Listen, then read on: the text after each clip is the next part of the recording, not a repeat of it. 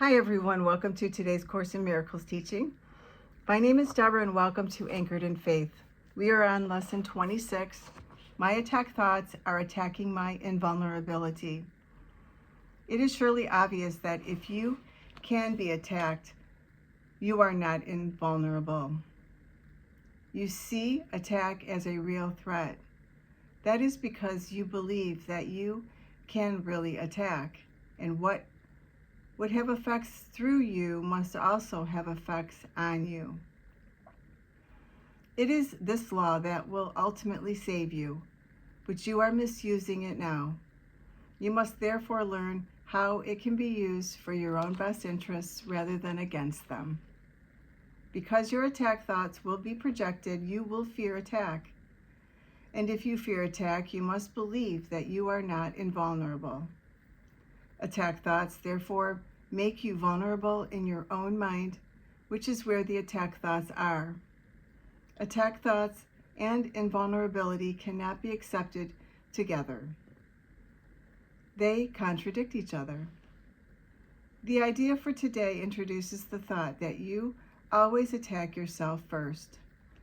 If attack thoughts must entail the belief that you are vulnerable, their effect is to weaken you in your own eyes.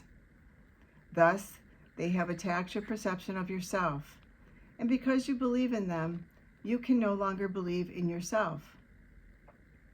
A false image of yourself has come to take the place of what you are.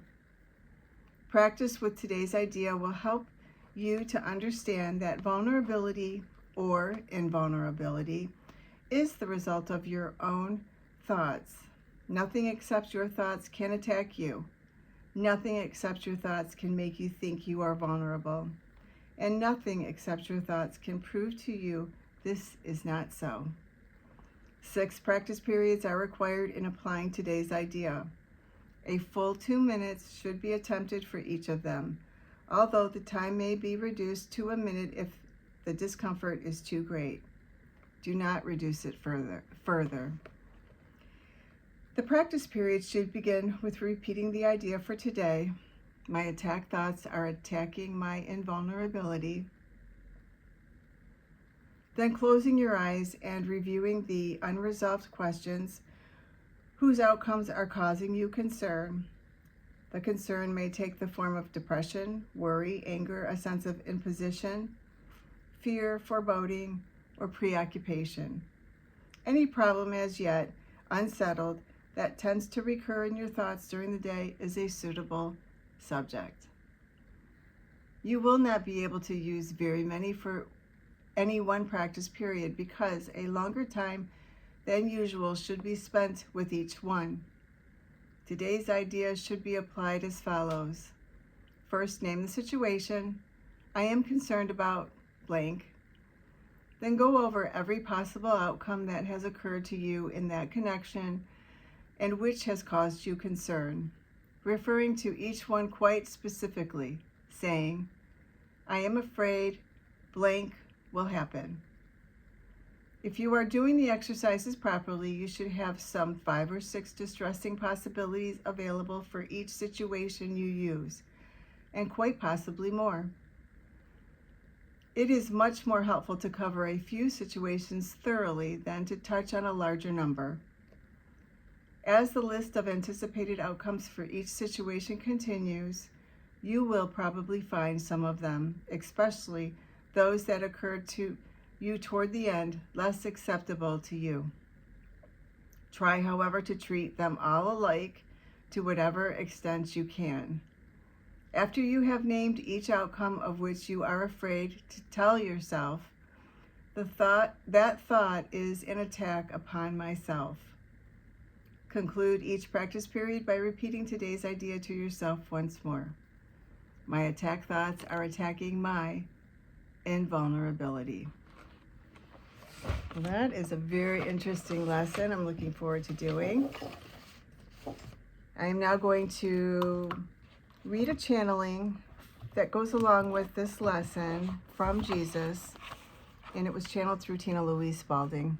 And you can find that information in her book called year of forgiveness. And just a disclaimer, I am not endorsed by her. I just found this channeling very helpful in understanding the lessons as I was doing them. So maybe I'm hoping that this will benefit you as well.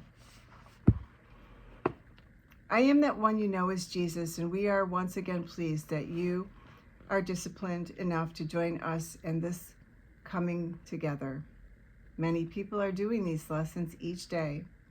We want you to envision this beautiful community that you have become a part of. Many of you feel alone, abandoned, or isolated, but we want you to look at those numbers when you click on this video and see that some 1,800 people have done the very same lesson you have. What a wonderful joy that is to see. We want you to really feel a communion with that community. This is a global community you are a part of, just as fear is broadcast throughout your mass media systems. Here we are all together broadcasting love. We are doing the disciplined work of mind training that gets all of you to step back from your attack thoughts about yourself or about another. Know that these have to be reflected back to you in fear, and that this is an act of free will. You choose to refuse to attack another or yourself. You know there must be a projection of that attack, and you will feel it. It is important that you understand you only attack yourself. Your mind permeates the entire world in which you live. When you attack it, you attack yourself. Not figuratively speaking, but literally speaking. The parts of your consciousness you project are you, even when they seem to be outside of you. They are the parts of your mind that you put away from you to maintain a semblance of tentative peace. However, we will say it's more of a ceasefire than true peace. True peace means that you know you are invulnerable. You are an eternal spiritual being, and you were before this body was born, and you will be after this body seems to pass away. For the body does not die. It was never alive. We want to clarify that. The body is a corpse, animated by your spirit. Your spirit was before, it will be now, and it is in the future, always the same. It is of God and therefore unchangeable. The body is animated by you so that you have an experience here of letting go of aspects of your mind that do not serve you. That is its only purpose, to communicate love, allow you to travel through your experiences, learn what is unloving, and let it go. Once the body has served its purpose, allowing you to gather that experience, you no longer need it. This is not something to fear. This is your coming home. You are changeless. You are eternal, and you are at one with God in truth. You are not separated. This separation is an illusion powered by your belief in it, and that is what we are undoing now. We are undoing your belief in attack, which demonstrates your belief in separation. This is a powerful exercise for you to contemplate, and we ask you to do your best to practice as often as asked. We know your worlds are busy and that you need to have some reminders. Eventually, you will not need to be reminded. You will find that these lessons permeate your mind. You will train your mind to align with these beautiful principles and ideas. Those tormenting terrors that cause you anxiety, fear, regret, shame, and guilt will disappear from your mind. We promise you that if you follow this, what is in fact a scientific program, as stated, and do the lessons as written, you will find peace. That is what you all seek when you go shopping, drink, or watch television. You seek respite from your suffering mind. This way will do it permanently and lovingly. When you come to that point of peace, you know you have the most beautiful gift to give to others. You can tell them how you found peace. When you have When you have completed these lessons, you will realize how you cause your own suffering through attacking thoughts and yourself in your mind verbally and in action. And you will realize that it is a choice. You do not need to suffer. I am that one you know is Jesus. And once again, we are glad you joined us today, and we will see you again tomorrow.